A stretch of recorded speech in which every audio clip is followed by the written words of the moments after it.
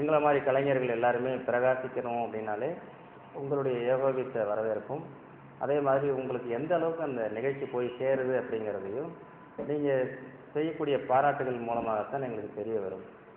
இதில் நாங்கள் பணம் சம்பாதிப்பதையோ பெரிய அளவில் முன்னேற்றம் பெறுறதுக்கோ அதில் எங்களை பொறுத்த வரைக்கும் அதில் விருப்பங்கள் இல்லை. என்ன காரணம்னா, நம்ம ஜோதிடத்தில் ஜோதிடர்கள் பலரும் பல விதமாக இருப்பார்கள். என்னை பொறுத்தவரை இப்போது கூட ஒரு நேயர் சொல்லிட்டு போனார். அதாவது நீங்கள் ப்ரோக்ராமில் பேசும்பொழுது ஒரு 15 விதமான பாயிண்ட்டுகள் இருந்தது அப்படின்னாக்கா அதில் 12 பாயிண்ட்டுகளை டிவிலே பேசுகிறதுனால நீங்கள் பெரிய அளவில் பிரகாசிக்க முடிகிறதில்ல. உங்களுக்கு நிறைய வாய்ப்புகள் குறையுது.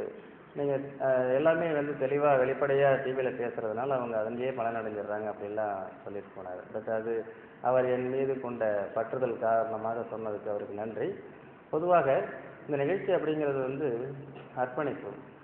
அஸ்ட்ராலஜி ஜோதிடம் ஜோதிடர் அப்படிங்கிறவர் பிரதியாருக்கு எல்லாருக்கும் கஷ்டம், நஷ்டம், பிரச்சனை, இதில் துன்பம், இப்படி இந்த மாதிரியான விஷயங்களில் இந்த உலக வாழ்க்கையில் ரொம்பவும் துன்பங்களை அனுபவித்து கொண்டிருக்கக்கூடிய எல்லாருக்குமே இவர்கள் தான், ஜோதிடர்கள் தான் எப்போதுமே மிகப்பெரிய உங்களுக்கு ஒரு வழிகாட்டியாகவும் ஒரு வடிகாலாகவும் இருக்கிறாங்க.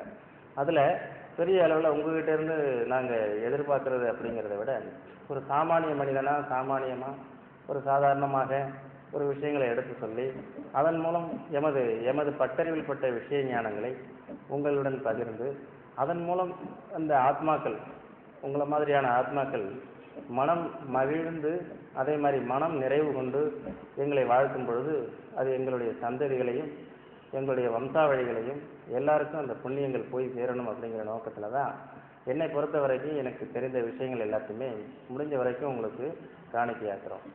அதே நேரத்தில் இதில் ஏதாவது உங்களை பிளாக்மெயில் பண்ணுற மாதிரியோ அப்படி இல்லைனாக்கா உங்களை பயமுறுத்துறதோ கிரகங்களை சொல்லி உங்களை பயமுறுத்துறதெல்லாம் எங்களுடைய நோக்கம் கிடையாது.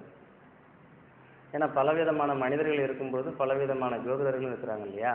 அதில் என்னை பொறுத்த வரைக்கும் பார்வையாளர் வரிசையில் அமர்ந்து ஒருவர் பலன் கேட்கும் பொழுது எந்த விதமான மன எண்ணங்கள் அந்த இடத்துல அவருடைய மனநிலைகள் எவ்வாறு இருக்கும் என்பதையெல்லாம் ஆராய்ச்சி செய்து அதற்கு தக்கவாறு நாங்கள் உங்கள்கிட்ட பலன்களை வாசிக்கிறோம்.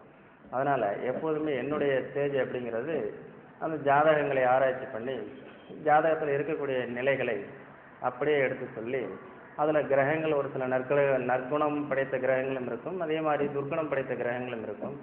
அதன் வாயிலாக உங்களை பயமுறுத்துறதுல எங்களுடைய நோக்கம் இல்லை, அதில் ஒன்றும் வரப்போறதில்லை.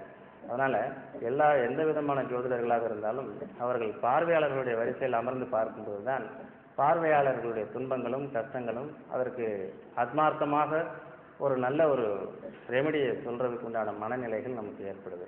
அதில் எனக்கு ஒரு மனநிறைவு ஏற்படுறதுனால நான் எப்போதும் மேக்சிமம் அதை வெளிப்படையாக எதுலையுமே அதில் இட்டு வைக்காமல் உங்களுக்கு யாருக்கு என்னை பார்க்கணும் அப்படிங்கக்கூடிய எண்ணங்கள் வருதோ, யார் என்னை பார்க்கணும்னு கூடிய ஒரு சிந்தனைகள் வருதோ அவர்கள் மட்டும் பார்த்தீங்கன்னா போதும்.